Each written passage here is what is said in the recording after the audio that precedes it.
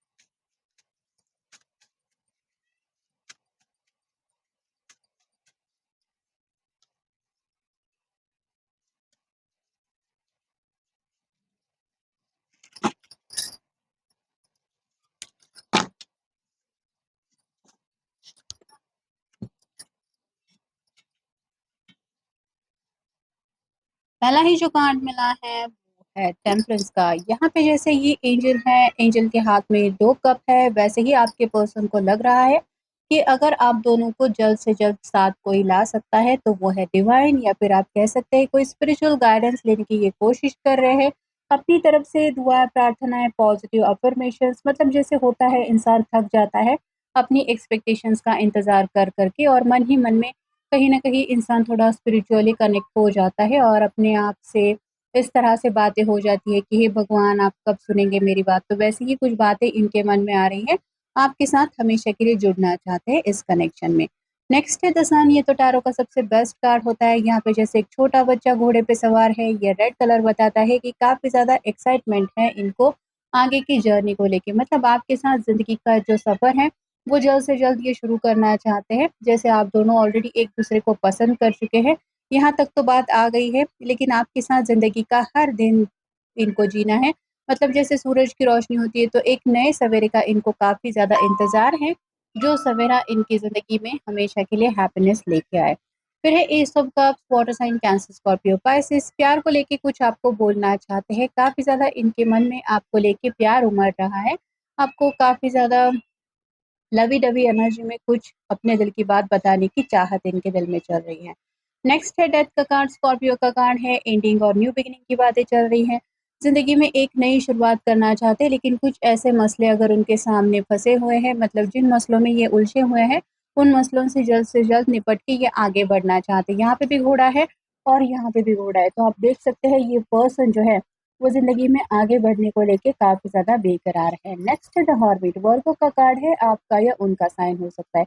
ये पर्सन कुछ ढूँढने की कोशिश कर रहा है। जैसे ये जो इसने लैंटर्न लेके रखा है, वो सिर्फ़ रात के वक़्त इस बात को लेके सोच-विचार काफ़ी ज़्यादा करते रहते हैं।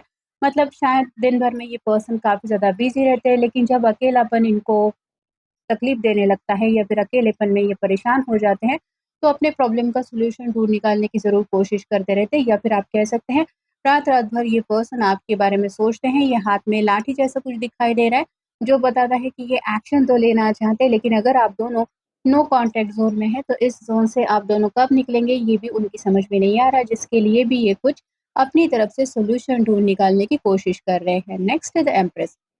ये बहुत इंडिविजुअल पर्सन होती है, साथ ही साथ बहुत इंटेलिजेंट होती है और इसके लुक्स वगैरह भी काफ़ी ज़्यादा अट्रैक्टिव होते हैं। बात करने का तरीका आम तौर पे हट के काफ़ी ज़्यादा लोगों से ये दिखाई देती है। वैसे ही आपके पर्सन को भी आपकी कई सारी ऐसी खूबियाँ हैं, जिनकी वजह से ये आपकी तरफ अट्रैक्टिव हो रहे हैं, ये तो समझ में आ रहा है।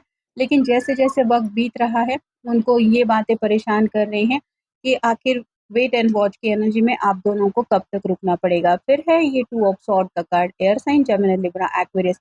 दिल के ऊपर क्रॉस बना हुआ है, दोनों सॉर्ड के नुकीले सिरे दोनों साइड के ऊपर है, जो बताते हैं कि शायद आप दोनों एक-दूसरे से बातचीत नहीं कर रहे हैं या फिर पूरी तरह से कम्युनिकेशन का सिलसिला रुका हुआ है, जिस वजह से ये प्यार को लेके आपको कुछ कहने की कोशिश करना चाहते हैं। और फाइनल कार्ड है three of swords, air sign, Gemini, Libra, Aquarius. दिल के ऊपर काफ़ी ज़्यादा इनके घाव महसूस हो रहे हैं, मतलब आपकी खामोशी भी इनके दिल को जैसे काफ़ी ज़्यादा तकलीफ़ दे रही है। ऐसा इन्हें दिल से महसूस हो रहा है, अपने दिल की ये जो तकलीफ है वो ये अब बर्दाश्त नहीं कर पा रहे हैं। नेक्स्ट है अ लेसन। कुछ तो शायद इन्होंने सबक सीख लिया है, अब शायद आपकी खामोशी ने इनको कुछ सबक सिखा दिया, ऐसा भी हो सकता है। फिर हैं इंट्यूशंस, उनको उनकी अंतरात्मा कह लीजिए, थर्ड आई कह लीजिए, या फिर एक उनका आप कह सकते हैं गट लेवल जो है वो उनको बता रहा है कि कुछ ना कुछ तो अब इनको अपनी तरफ से एक्शन लेने की ज़रूरत है। फिर है अ ब्रेक। दिल के जैसे काफ़ी ज़्यादा टुकड़े हो रहे हैं, दोनों ने अगर थोड़ा-सा रिश्ते में ब्रेक लिया हुआ था कि चलो ठीक है, तुम्हें वक़्त चाहिए तो ले लो, कुछ दिन के लिए हम नहीं मिलते या नहीं बात करते। तो ये जो ब्रेक है वो कब ख़त्म होगा ये भी उनकी समझ में नहीं आ रहा, और ये ब्रेक सच में वो चाहते हैं कि जल्द से जल्द ख़त्म हो जाए। फिर है स्टबर्न। दोनों को शायद लग रहा है कि दोनों भी एक दूसरे को इस तरह से ब्लेम कर रहे हैं कि तुम ज़िद पकड़ के बैठे हो, और आपके पर्सन को लग रहा है कि शायद आप ज़िद्दी बने हुए हैं। फिर है analytical thinking, work of art already हमें मिल चुका है, काफ़ी ज़्यादा सोच-विचार कर रहे हैं, अब कैसे इस मसले को सॉर्ट आउट करना है, ये समझ में नहीं आ रहा, और यहाँ पे भी वही कार्ड का हमें कन्फर्मेशन मिल रहा है।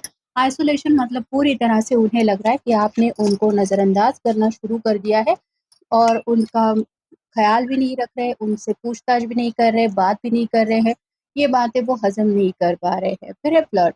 Extend your light hearted energy to others. यहाँ पे ऑलरेडी एस ऑफ कप का कार्ड हमने देखा, जो बताता है कि ये पर्सन आपसे आज थोड़ा-सा फ्लर्टिशियस एनर्जी में कनेक्ट होना चाहते हैं। फिर है deception, someone is wearing a फास्ट मास्क इन दिस रिलेशनशिप।